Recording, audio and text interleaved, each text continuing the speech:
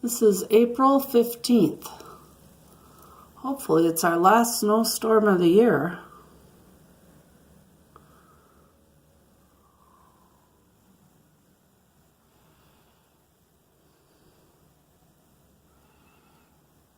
This is going to continue all day and into the night.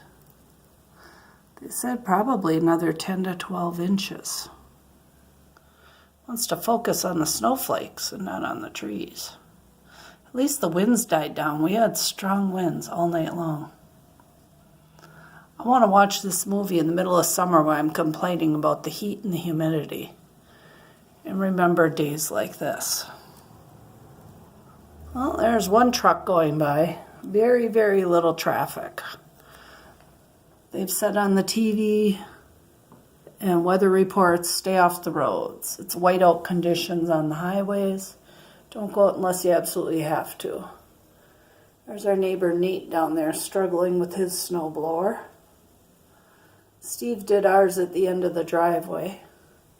Just enough to get the big packed down part done. But it's just going to blow back into place. But at least he's got the area of the plows. Oh, there goes another truck. 3 trucks, wow. People are getting out and about. We haven't seen any traffic all morning except the snowplows. Well, hopefully this is it for Snowstorm Evelyn. This is the most snow we've gotten all winter to get it all at once in April. What a cruel joke.